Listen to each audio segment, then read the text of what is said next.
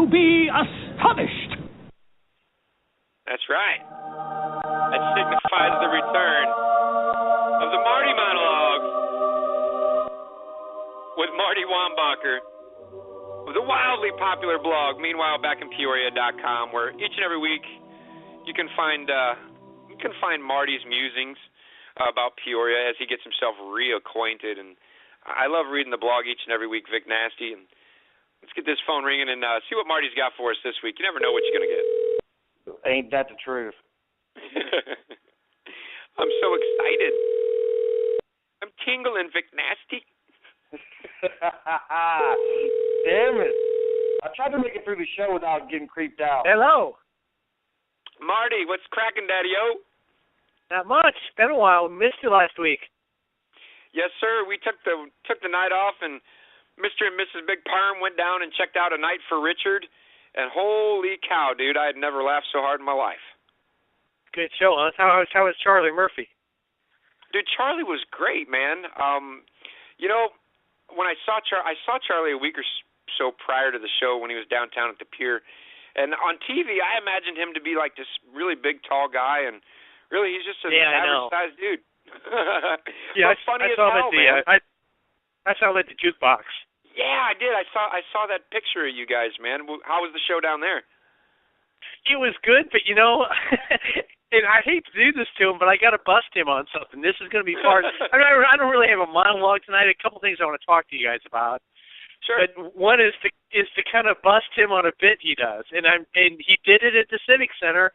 I couldn't go that night. I wanted to go, but somebody said he did the same thing there. Okay. Did you find anything in his set a little weird? No, I wouldn't say weird. No. Okay. A lot of comedians when they roll into town, they want to do some local stuff. Like he did a bit on the mall. Pretty much, it sounds like he did the same set as he did at the jukebox at the place, which is fine. But one thing, and it's just like, wow, you really got busted here. I didn't say anything, and nobody else did. Nobody else got it, but he had a good 3 to 4 minute bit about buying rolling papers at a 7-Eleven in Peoria. Yeah, I did that. Yes, you're right. When he said 7-Eleven, I'm like, man, there ain't no 7-Elevens in town, yo. The only problem is there's no 7-Eleven. He's talking about the Indian guy behind the counter. Well, I mean, what he must do is he does that bit in every city. And he just assumes there's a 7-Eleven in every city. But it's like, man, you ought to ask the owner of the comedy club. You know, he could have just switched it out with something else. Right, Circle K. Yeah, Hux, whatever. But well, I don't think Hux sells rolling papers. But yeah, I heard that. It's like, wow, you really kind of threw yourself off with that. Yeah, and now that you mention that, you know, that does come to mind that when he did say 7-Eleven, I'm like, man, there ain't no 7-Elevens around here. There used to be on Will and Knowles years ago, but that's long gone. And just not too long ago, I mean, maybe it's been 5-10 years, maybe, I guess. There was one out on Big Hollow, too. I think that was like the last one in Peoria was out there on Big Hollow. You're right. I forgot about that one. In fact, it's been a while. Last time I was in there, it's been a long while. Last time I think I was in that was in this has to be like 84, 85. We were tripping on mushrooms and scared the shit out of the woman. Scared the shit out of the woman that was working in there because me and my friend, we were laughing so hard we couldn't count our money. We just couldn't stop. This is like midnight, 1 in the morning. Just us and this woman. It was one of those deals where, you know, we'd look at each other, we'd start laughing, and we just couldn't stop, and she just looked terrified. Oh, man, also, yeah. you were... Huh? I would say I've experienced those kinds of moments. Right. And the main thing I wanted to talk about and ask you guys some questions, because maybe you know, or is the night that benefit was for the Richard Pryor statue. Yes, sir. I'm the biggest Richard Pryor fan in the world. I'm always proud to tell people that he's from here. But I don't get, and I love Preston Jackson. I mean, I know Preston, and I've written about him. We did our old magazine, People of Peoria, and the statue looks great and everything. I just don't get what all the hubbub is, though, about this. Well, for me personally, it's the recognition of Richard, and what he did with his comedy. I know. That's for me, and to him to get the recognition and the city to actually allow this to be erected. I mean, there's still a lot of people in this town that really don't want to recognize Richard because his comedy was so dirty and because he was a drug addict, and because of this and because of that. But damn it, people say that, but I've never met anyone. Furious citizen. I mean, that's everybody's I've never met anyone. And whatnot. Oh, I know, but I've never met anyone that had a problem with Richard Pryor. And I guess to me, it's like and I think I'd love for him to get recognition. That I just don't get the whole statue thing. I don't know what do you do with a statue? With Preston, him being an artist, I think it was his way of acknowledging Richard, and then with the movement to get it erected as a statue.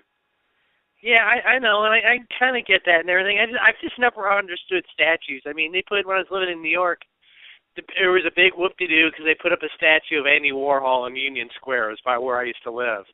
And friends of mine used to kind of go and just kind of stand there and watch people go there, and it's like, well, what do? You just stand there and jerk off to the thing, or what do you? People go there, and it's like, well, okay, you look at it for a second, and oh wow, that's great. And what else are you supposed to do? To me, I just had a couple ideas about the statue. They could maybe make it kind of an interactive thing. Before I get into that, like how much money is this thing costing too? I believe the dollar figure. I believe it was $100,000 that they needed to raise to get the sculpture that Preston made actually like bronzed, and then the cost for the cost for erecting it. I almost said erection, but well,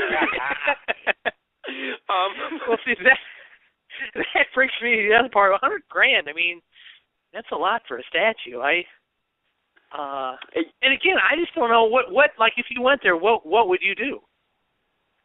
Well, in my eyes, and then I'll throw it to Vic Nasty. For me, placement I think is key. And me personally, state in Washington's okay. People coming in on Washington will see it, and hopefully in time, more traffic develops down there with all the work they're doing. But I think placement, I think it should be down like by the gateway. And as far as a statue goes, it's something that every time you pass by it, you're reminded. Or for new people that are coming down, to where it's at now to come experience the new warehouse district, or if it was behind the Gateway building where I'd like to see it, every time they pass by it, Richard would be recognized.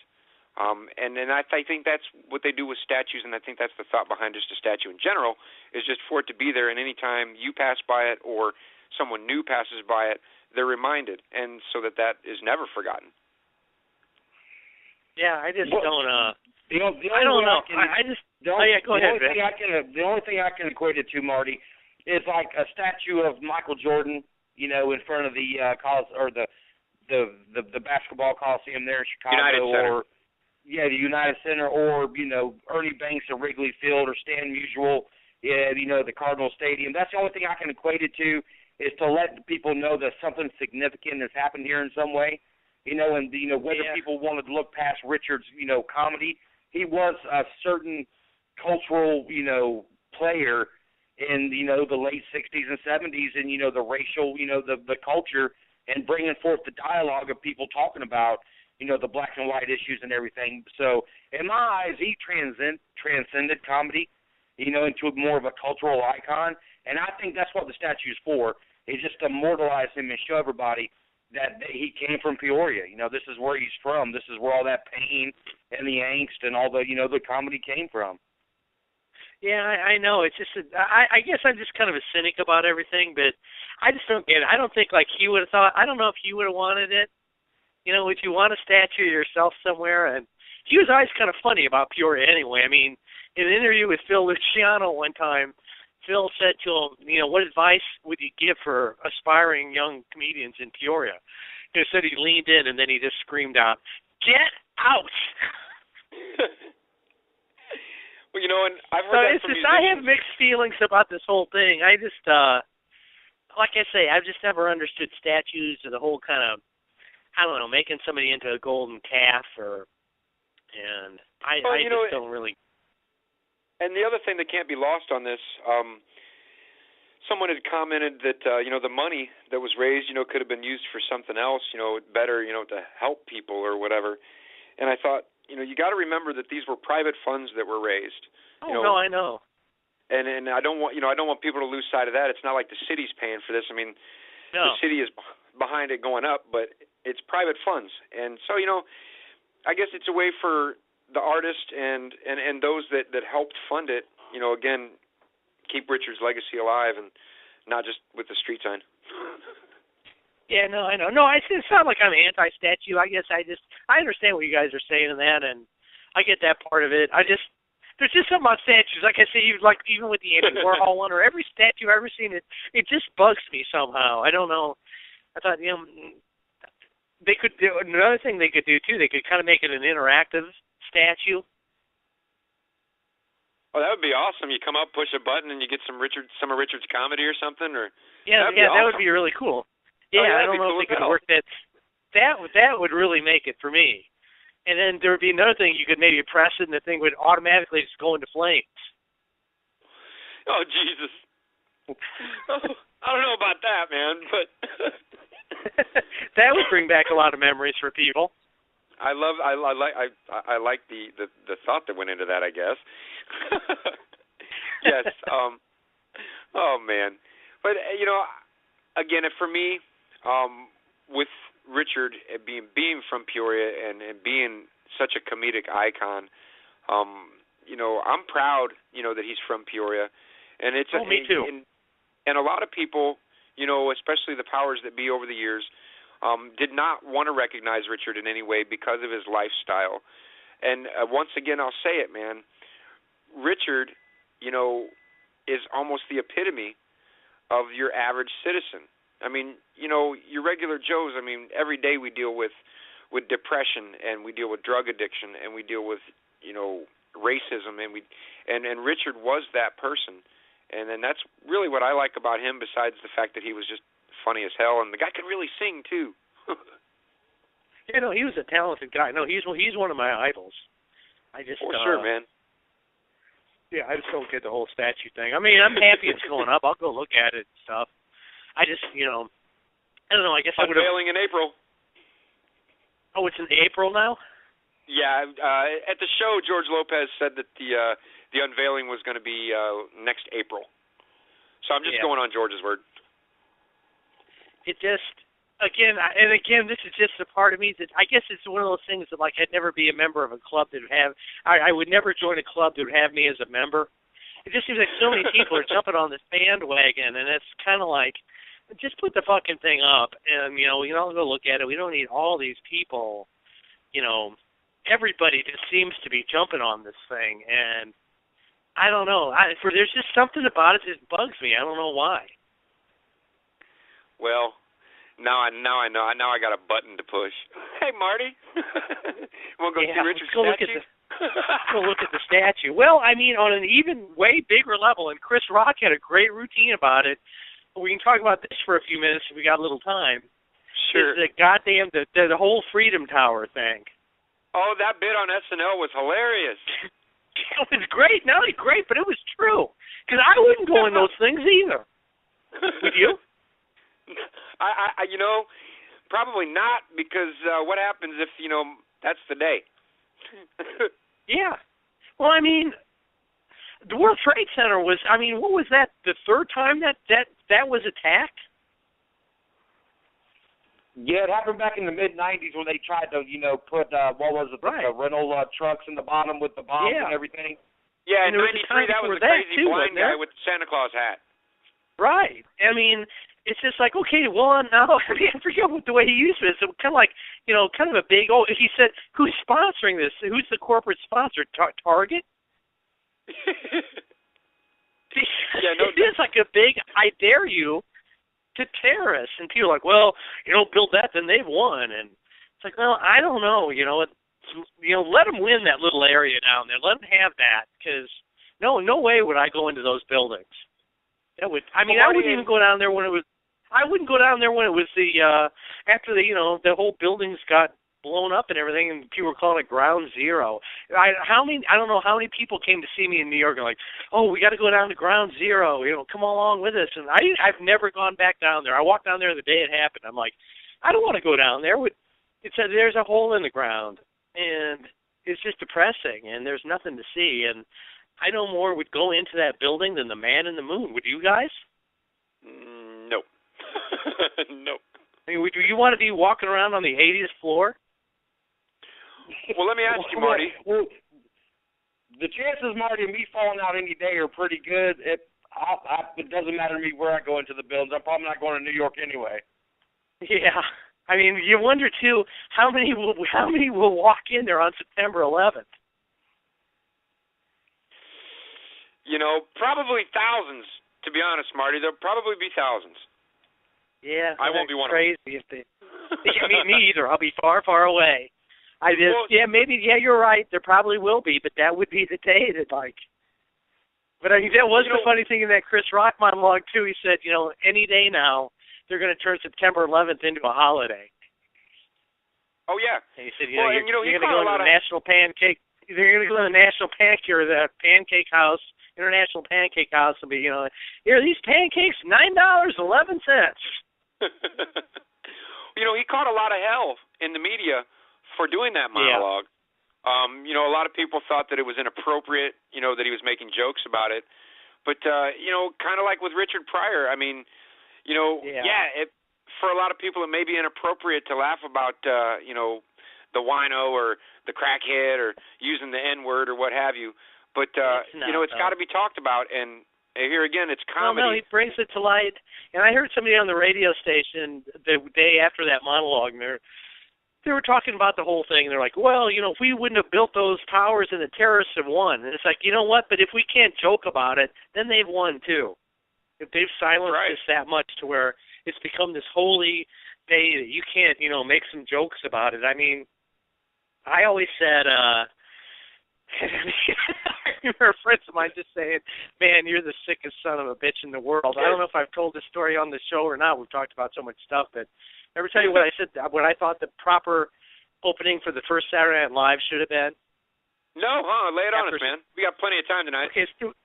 Okay, it was after September 11th, if you guys remember, all the shows in New York stopped filming. They were just having news on TV. Letterman stopped. The Daily Show, Saturday Night Live, all the live TV shows just weren't broadcasting. And it took, I think it was about a month, and Saturday Night Live was going to be the first one to kind of start the whole ball rolling. And so there was all this hubbub over what they were going to do, and Giuliani was on the opening, and it was Lorne Michaels was saying, oh, what should we do? Can we be funny? And it was kind of like, how do we get back into the process of being funny after all this shit?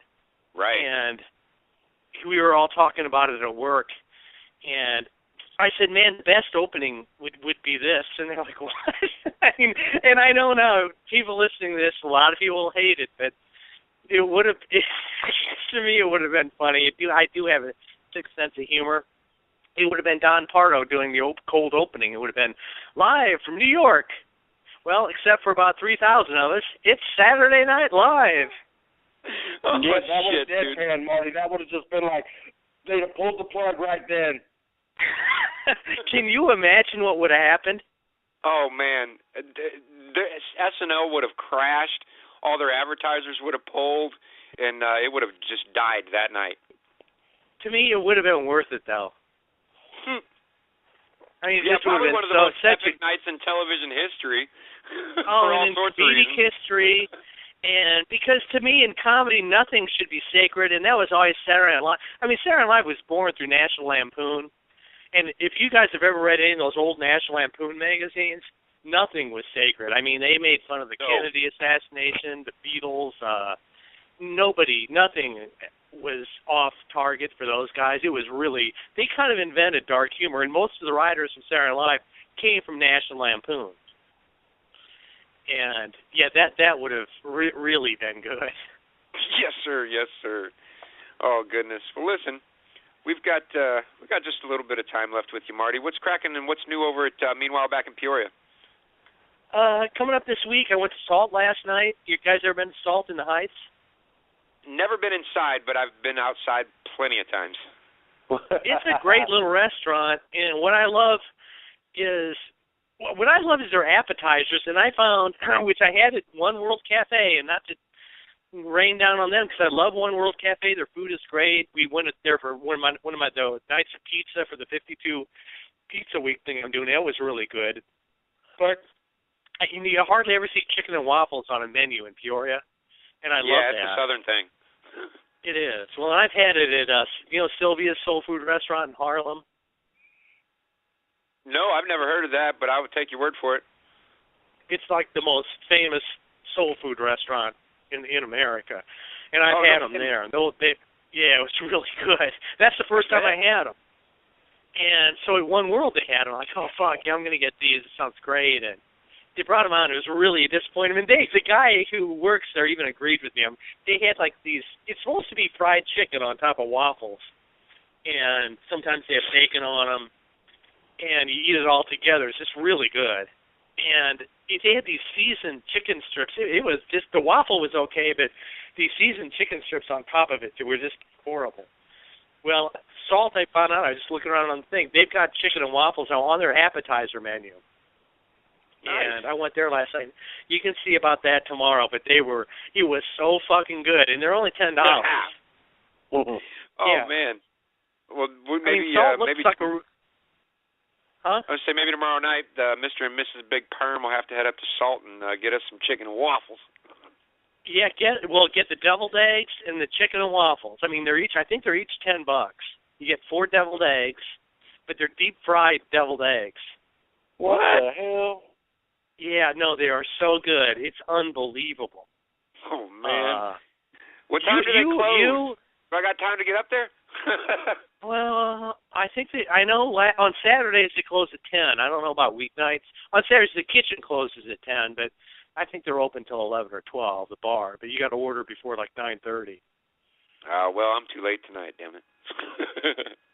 Yeah, on Sunday. But no, the deviled eggs are worth going there alone. But these chicken and waffles, and they have like little strips of smoky bacon on top.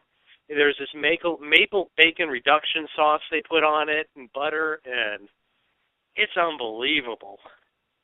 So that's tomorrow's post. Then I've also got my pizza thing on Tuesday, and then I got to figure out what with the blog. I never know what I'm going to do from like day to day. I always know Monday and Tuesday; those are kind of in the can. But then I still got to plan out Wednesday and Thursday and Friday. By the seat of his britches, it's Marty Wombacher. Well. Yeah, I call it improv. Journalism because I really don't know what I'm going to do, and when I'm doing it, I don't know what's going to happen. That's what makes it fun doing it. It is right by the seat of your pants because sometimes it works and sometimes it doesn't. It is kind of like live TV in a way because it's just I'm there with my camera capturing stuff, and sometimes it'll really turn out good. Sometimes it's just okay, and sometimes it sucks. But you never know what you're going to get. That's the way me and Perm is. Sometimes it works, sometimes not so much. Yeah, exactly. And I guess getting back to the statue, that's one thing that bums me out on it, too. It's like, there's nothing, I don't know, people said, oh, you got to do something on the statue. I'm like, well, what are you going to do? It's take a picture of it? Well, look, here's the statue. That's why, I wish it was interactive. Or I guess in a way, I wish they would have taken the money. But I guess $100,000 just wouldn't cut it. You need a lot more. Made like a little theater or something that would really be appropriate for him. Marty, you're like the pigeon that is sitting back in the background saying, I can't wait till they put that statue up. I'm going to shit dead on that motherfucker. No, I wouldn't shit on it because I love Richard Pryor. And, I mean, I'm glad he's getting recognition. In my heart of hearts, I think he just would have thought, I don't know if I like this or not. You know what, Marty, when you started talking about the statue catching fire, one of our listeners had commented that they could mix the statue with the concept of the eternal flame and have it occasionally burst into flames. That would you're not be the only cool. one thinking that. God damn it. You're not the only one. But it's shit like that Richard Pryor would have thought hilarious. Yeah. I mean, that's what I think. He would have thought that this whole ceremonious thing of a statue, I think he would have thought it was just too much. Well, we'll find out one day. We'll see him again one day. Yeah, right. Yeah, when I Marty. end up down in hell with him. Right. When we're both on fire. Oh, when I'm on fire with Pryor. Well, Marty, man, listen. We've just got a couple minutes, maybe a minute left with you tonight. Are you throwing me off now? Yeah, I'm giving you the fire hose, man. There we go. Oh, shit. Well, listen, and once again, it's the Marty Monologues, kind of like the Vagina Monologues, but with a real dick, with Marty Wombacher of the wildly popular blog, meanwhile, back in Peoria.com. All right, well, great Marty, talking with you guys again. All right, we'll talk to you in a little bit. All right, take care, man. We'll talk to you next week. Okay, bye. Later.